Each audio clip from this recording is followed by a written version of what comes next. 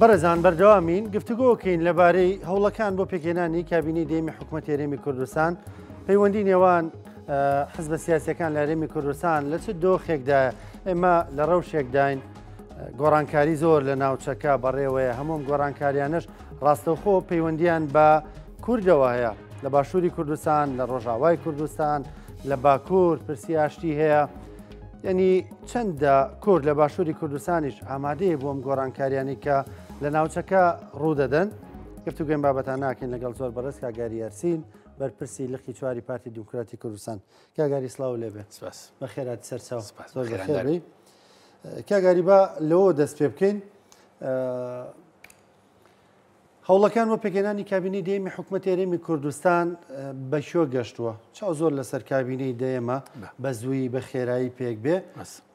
ڕەوشەکە خۆت دەیبینی چۆنە بە شۆ گەشتووە هەوڵەکان وڵاهی زۆر سپاسەمان بووم دەرفەتە هەوڵەکان هەتا ئێستا بە ئاڕاستێکی زۆر زۆر باژەڕۆن و لە هەمویان گرنگتر تەمە تۆ خۆتە زانی ئەمە بە معنای کەمکردنەوە نیە لە شانی لایەنە سیاسەکانی تر بەڵام هەموو نزیک بوونەوەیشی باشی نێوان ئێمەوەی شێتی نیشتیمانی کوردستان خەبەرێکی خۆشە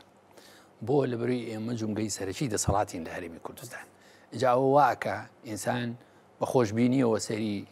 داهاتووی پێکهێنانی کابینەی دام بکە کە لە فترێکی کورتە ئینشاءڵڵا تەشکیل بێ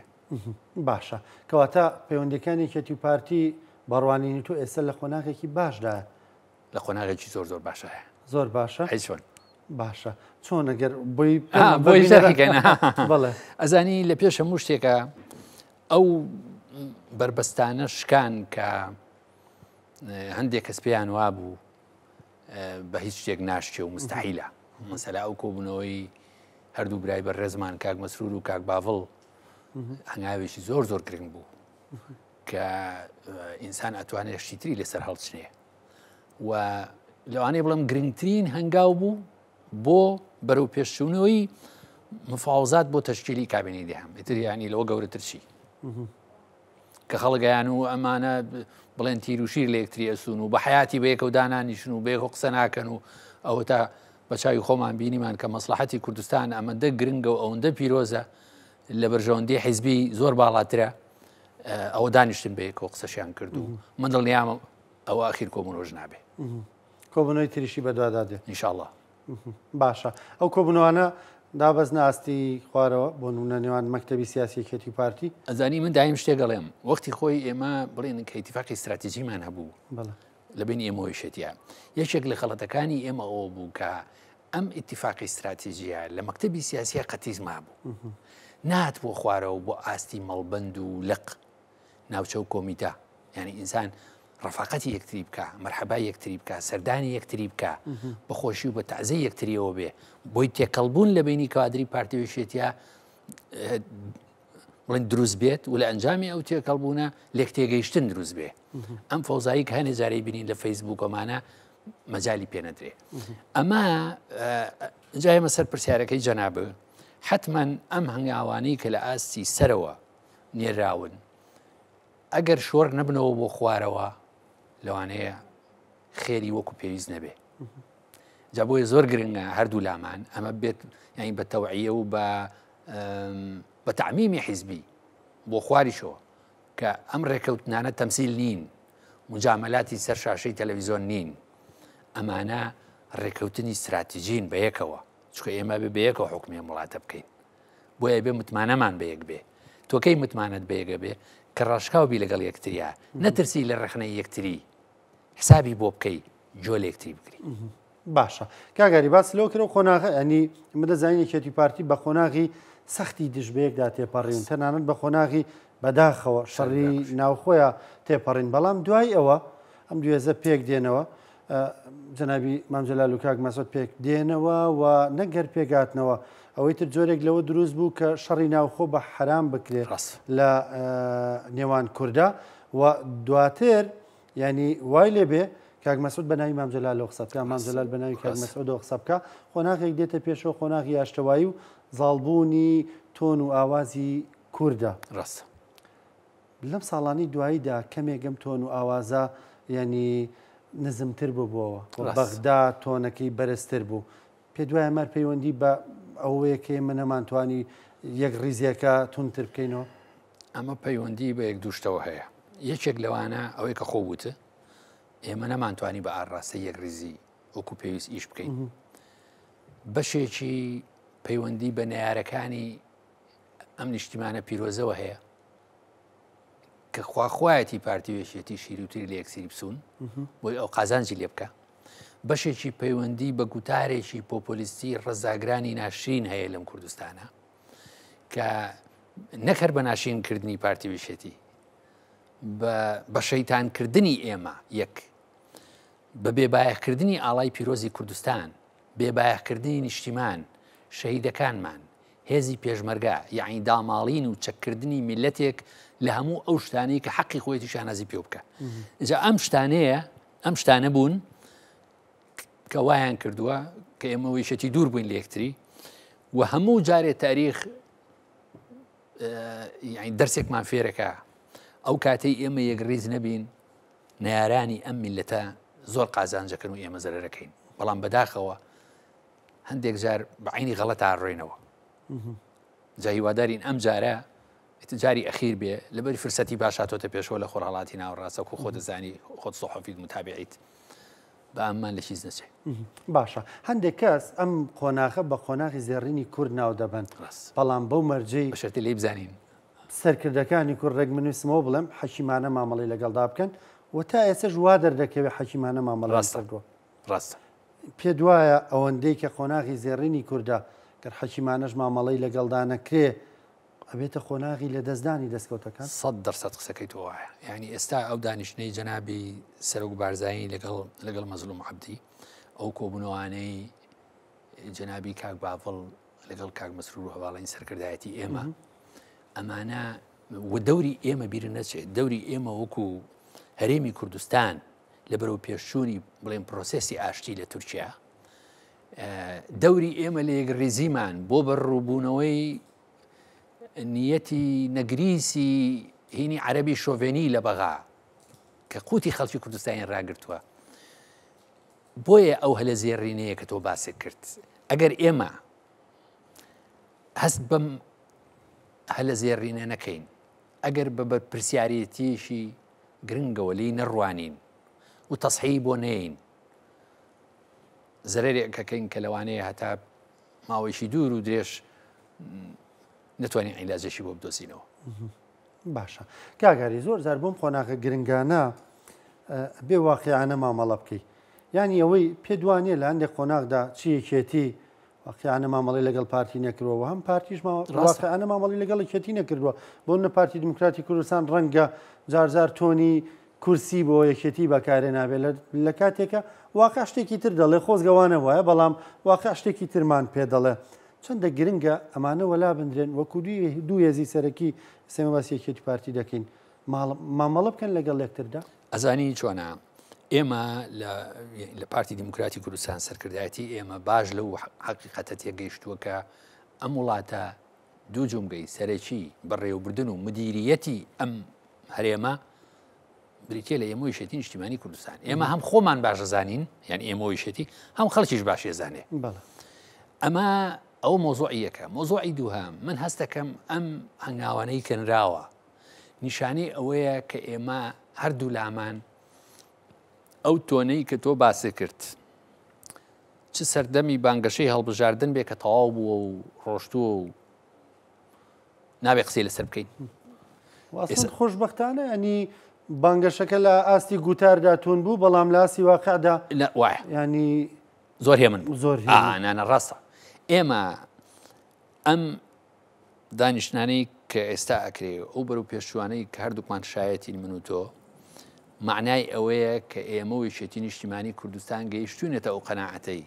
کە بەرپرسیارەتی تاریخی ئێمە ویشەتی نیشتیمانی کوردستانە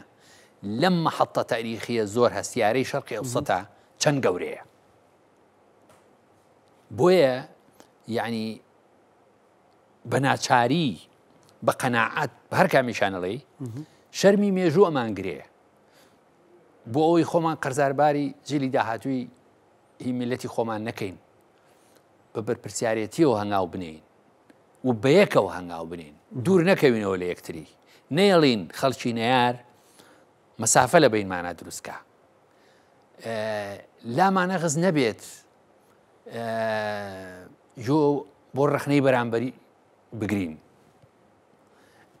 هەرچیەکمان هەیە لە دەوری مێزی مفاوزە لەو ژووری کە پێڵەن ژووری مفاوزە لەوێ عیلاجی بکەین خۆشبەختانە نەزانم تۆ تا چەند لەگەڵ مایانە ئەم دانیشتنانەی ئەخیر یەکێک لە هۆکاری سەرکەوتنیان ئەوە بوو کە بەنهێنی و دوور لە میدیا کرا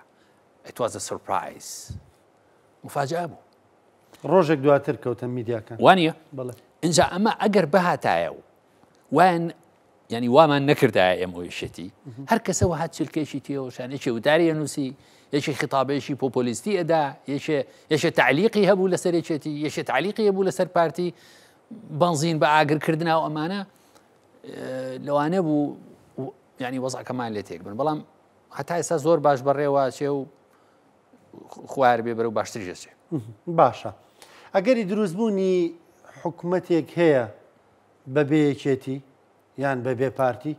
واقع شتێکی وای تێدا جوابەکەی زۆر کورتە هیچ حکوومەتێک لە هەرێمی کوردستان بەبێ پارتی و بە پێ یەکێتی پێک نایێت چکە تۆ خۆت لە قسەکان تاوتەوە ینی وەکو ئەلفوبێی سیاسەتی لێ هاتووە یەکێ لە ئەلفوبێی سیاست بزانێ ئەو واقعا بینێت ئیتر خەڵکی تر چەند خۆش خەیاڵە و حەزی لێ چۆن بێت یعنی پارتی وێشێتی ئاوتکەن و خەڵکی تر بێت حکمی ئەم وڵاتە بکە ئەمە خۆش خەیاڵی پێڵێن ئەو بە ئینگلیزی پێڵێن wishful thinking ینی خۆش خەیاڵی باشە سەرۆکی جوڵانەوەی نوێی نوێ کۆنگرێکی ڕۆژنامەنووسی کردووە دەڵێ ئێمە 15 کورسیمانی هەر لایەنێک بەدەر لەو سەر حکوومەتی کە ئێستا هەیە حکوومەت پێک بێنن ئێمە پشتیوانیان دەکەین یعنی ئەمە داوایکی واقعیە بە بڕای تۆ وەڵاهی ئەو بە کوردەکەی بە ئێمەوەی شێتیڵێ ئەڵە زەحمەت نەبێ فەرمونەوە دابەزن هەرچی لە کوردستان هەیە بە دەستگای هینی عسکەری و هی ئەمنی و هی ئیداری و ئەمانەمان هەموو تەسلیم کەن و بێ دەنگیش بن و نابێ قسەش بکەن و جا ئەمە لە یاری مناڵە ناچێ بەڕاستی ئەمە لە خیتابی سیاسی ناچێ دوجار کاکە جان با من یەکشت پێ بڵێم ئەمانی کەم قسانە هاکەن مەسەلە دێ باسی مشکلەی بێکاریەکە یعنی ئەڵێ پارتی وشێتی هیچیان نەکردو بۆ بێکاری ئەگەر لە خۆی بپرسی تۆ چۆن ئەتەوێت کێشەی بێکاری چارەسەرکەی لە هەرێمی کوردستان کۆ پرۆژەکە نیەتی ئەگەر پێی بڵێ چۆن کارەباکەی بە 24 ساعت هەموو ڕۆژەی تەسەر تەلەڤیزیۆنڵی من بم لە کوردستان 24 ساعت کارەبایم کەس نییە لێ پرسێ هاو چۆنە ماکەی چونکە ئەوە نییە کە تۆ بیڵیت مەسلەی حکومڕانی بە پرۆژە ئەکرێ و ئەو پرۆژانە ئەبێ دیراسە کرابن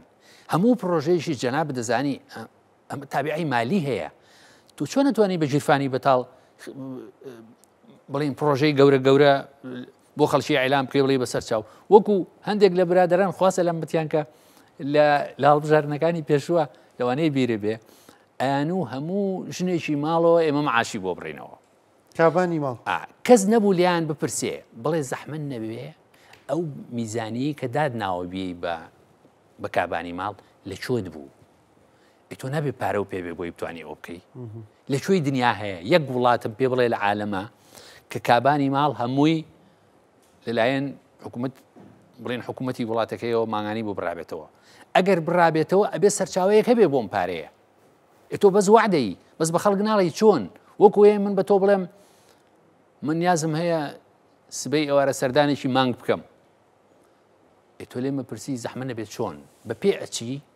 بە ساروخ ئەچی ساروخەکەت هەیە ئەوەیە باشە حکومەت وەرگرتن ئەوەندەی بچوونە سەرمان قورسە وا بەراوردی یەکەی بەوە نا من ئەڵێم ئینسان کە شتێکی وت پێ دوایە داواکانی ئەوان بەرمەبنای واقعی نییە یعنی من ئەڵێم وعدەکانی کە بە خەڵکی ئەڵێن وعدێکی دزێون ڕاستەقینە نین لە بەروی حکومڕانی یعنی ئیشی هەموو کەسێ نییە مەیاری مناڵان نییە ئەمە خەڵکی بە تەجروبەی ئەوێت خەڵکیی ئەوێت کە کۆمەڵی خەڵکی عاقلی لە دەور بێ و دیراسەی ئەو پرۆژانە بکات کە پێویستە لە وڵاتەکەیە جێبەجێ بکرێن ئێستا من نمونەیەکی بەسیتی پێڵم دوو مۆزوع هەیە ئەگەر سیر بکەی لە عالەمەها ئەی لە وڵاتە زۆر پێشکەوتوەکان وەکو سوید وەکو نەرویج فینلەندا ئەمانە دوو مۆزوع هەیە کە حکوومەتەکان بەدەستیەوە ناڵێن یەکیان تەقاویتیە یەکیان بێمەی تەندروستی، چکە هەردووچیان زۆر گرانەکەون لەسەر حکوومەت. بۆ هەرچی تەقاویتیە تۆ بێ موچەی کۆمەڵی خەڵک بێ کە ڕۆژانە ئیش ناکە، یعنی ئینتاجی نییە، بۆیە بێ پارەکە لە شوێنەکە بۆ تامین کرد بێ. بیمەی تەندروستی ژوایە، بیمەی تەندروستی ئەگەر متابعە بکەی لەم 15-20 ساڵی ئەخیرا لە ئەوروپای غەربی گەرمترین مناقەشاتی سیاسی لە پەرلەمان و لە ناو کابینەکانە بریتیە لە بیمەی تەندروستی. ئێستا خەڵک یەت بە خەڵکی کوردستان لێ ئەگە من بێمە سەر حکم من بیمەی تەندروستیتان بۆ دانێم، بە خەڵک ناڵێ ئەمە ساڵانە چەنی تێئەچێ و ئەو پارەیە لە کوێنێ، مەبەستم ئەو شتە ئەوە وەکو چوونە سەرمانکە وایە. یعنی تۆ موچەخۆرانی هەرێم 900 و ئەوەنە ملیار دینارە، ئەگەر تۆ بیمەی تەندروستی دانیت ئەبێ حسابی بکەی ساڵانە بەلایانی کەمەوە لە بینی 6 بۆ 10 ملیار دۆلارت ئەوێ بۆ ڕاگرتنی ئەم بیمەیە. ئەم پارەیە لەکوێنی؟ من نمونەی شترێمەوە مەسەلا هەندێک لەمانی کە بڵێن خیتاباتی پۆپولیستیان هەیە، ئەڵێن حکوومەتی هەرێم بۆچی پرۆژە خزمەت گوزاریەکان جێبەجێ ناکە؟ ئەمە بە خەڵگەڵێن بەس نیوەکەی تری لە خەڵگە شارنەوە، بە خەڵک ناڵێ بڵێ کاکەجان ئەو پارەی کە لە بەغاوەیە بەس بۆ موچەیە، ئەی وەزارەت چۆنە بەی بەڕێوە، ئەی کارەبات چۆن ئەیت، ئەی بەنداو چۆن دروستەکەی، ئەی تعمیری ئەی ڕێگەوبان باشە مەسروفی داوایرەکان ئێمان ئەوەی پارەی تێچێ. کاگەریەوەنیش ڕقم و حساب و کتابی خۆیان کرۆ بۆ منە دەڵێمە 15 کورسیمانی یەکێتی ئەوەنە یەکگرت و ئەوەندە هەمووی دابنەوە پێکەوە با ئێمە ئاوتکەن با ئەمەی شێتی ئاوتکە کەس ڕێگەی نەگرتو با فەرمو با بچین یەک بگرن کوا ئەوە ئیسلامیەکان لە ناو خۆیانە یەکخوا یەک پێغەمبەر یەک قورعانیان هەیە لە ناو یەکتری ڕێناکەون کە ئیتر لە کتێبی قورعان لەسەر عەرز پیرۆسر نییە، ئەوان بۆ ڕێناکەون. ئێستامان ڕێەکەون لەسەرەوەی کە مەجموعەی وەزارەت لە بینی خۆیانە دابشکەن و بۆ بێت تەجروبەی خۆیان ئەیانێ هەرێمی کوردستان بەرن بەڕێوە. هەرێمی کوردستان بە خەڵکی بە تەجروبە برێ بڕێوە. ئێمە ویشتی تەجروبەمان هەیە. تەجروبەیەکی ئەوەندە جوانە؟ ئێمە تەجروبەیەکمان هەیە کە موکوڕیتایە، ئێمە تەجروبەیەکمان هەیە کە لە ئاست و مۆحی خۆمانان نییە، لە هەندێشتی پەشیمانین، ئەمە ڕاستە. بەڵام بۆ میلەتێکی بێدەوڵەت تۆ باسی میلەتێکی بێدەوڵەت دەکەیت، باسی میلەتێ ناکەی وەکو کوێت وەکو با وڵاتی تر بڵێم با وەکو سۆمال هیچ نەبێ وەکو ئەفغانستان دەوڵەتە،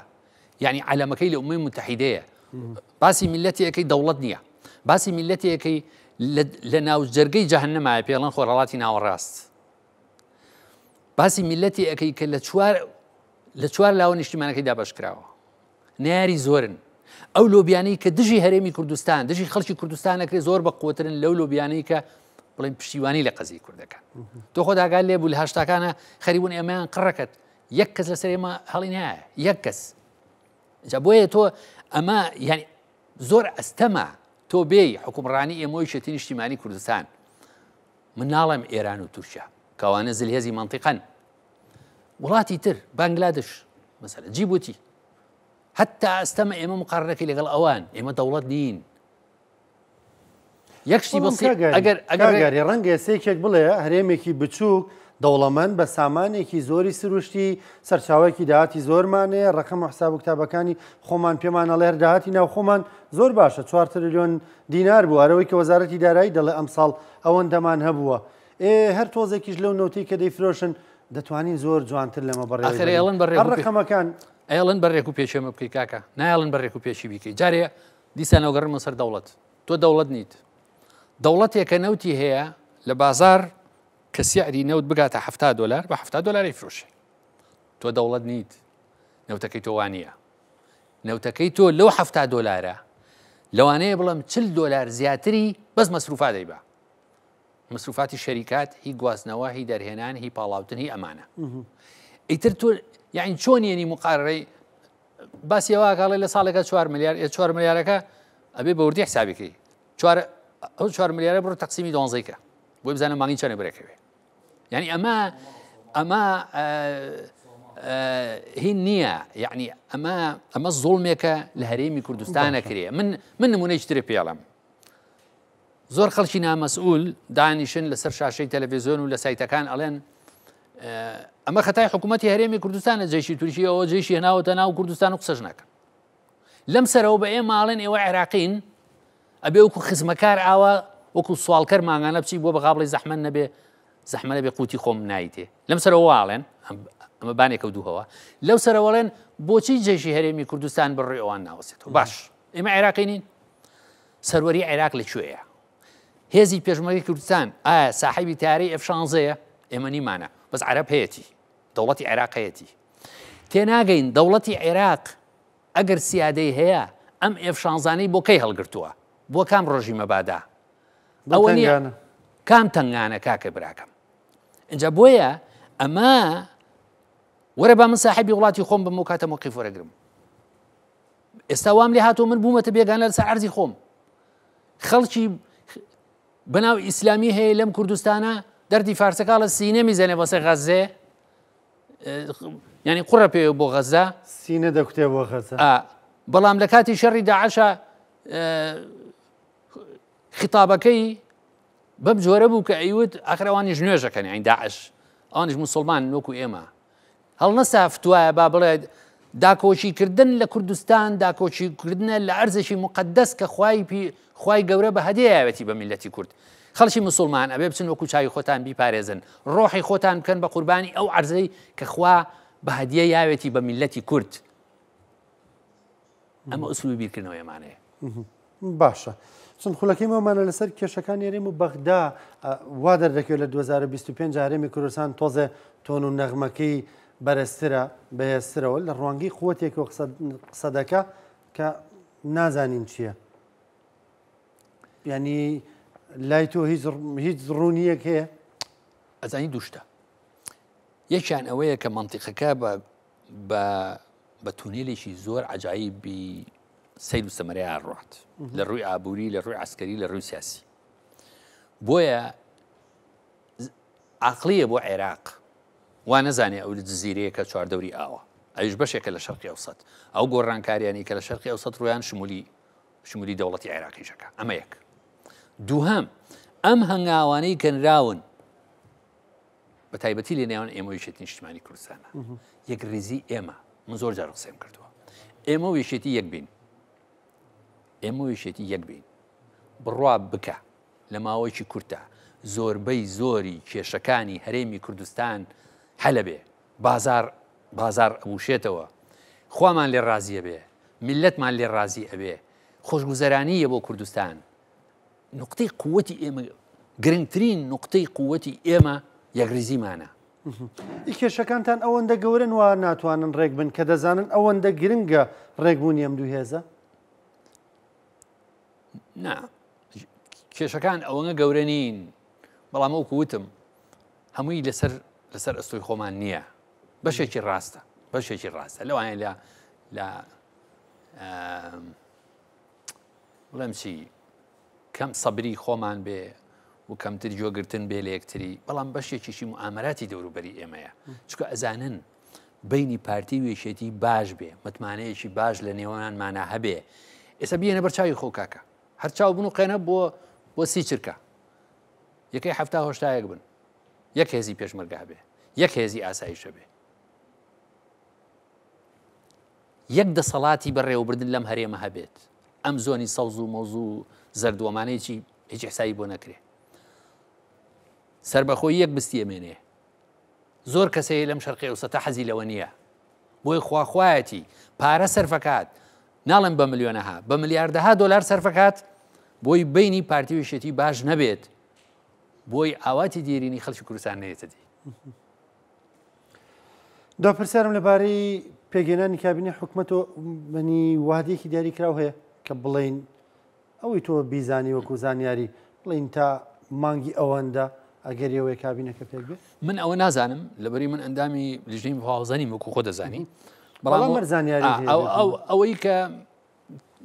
یعنی ئینسان شارەزای تەبیعەتی سەرکردایەتی خۆیەتی لەبەری چەند ساڵی ئیشی کردو بێکەوە ئەوەی من حاڵی بم لەوانەیە جورئەتی هەیە بکەم بەناوێشێتی شۆ قسێ بکەم ئێمە شوێکێتیش زۆر لامان مەبەسە کە بە زووترین کات کابینی داهەم تەشکیل بێ بە ئارامی ئەمە داواکاری دەروێ وتمەوە دو پرسیارە بەڵام جاگەر وابێ یعنی خۆمە عقڵمان پێ ناشتێ دەڵێن ئەمریکیەکان زۆر زەخت دەکەن لەوەی قسەیەکی خێری کردبێ دەستی خۆش بێ ئەمە سپاسیەکەین خوا جەزای بە خێری باتەوە بەڵام ئەم قەزیەی کووردە هی کوردستانە لە پێش هەموو کەسێکە هی ئێمەوەی شێتیە بۆی ئێمە خۆشمان هەز بە پرسیارەتیەکەین چۆن ئەوەی کە سیاسەتی ئەم هەرێمە ئەبا بەڕێ و دای ئەڕێژێ و بەڕێوێ بە ئێمەوەی شێتین بە دەرەجە یەک لەگەل لایەنە سیاسە بەڕێزەکانی تر کاگاری یارسین بەرپرسی لەخی چواری پارتی دیموکراتی کوردستان سپاس بامەدەبوونە سپاس بۆ تۆ سپاس بە خێراتی سەرچاو سپاس بۆ بەشداریکردنت لە بەرنامەی پرسی ڕۆژ خۆشەویستان بە یارمەتیە و کارانم بەرنامەی پرسی ڕۆژمان پێشکەشکردن تا پێتانەگەین و کاتێک خۆشخواتان لەگەڵ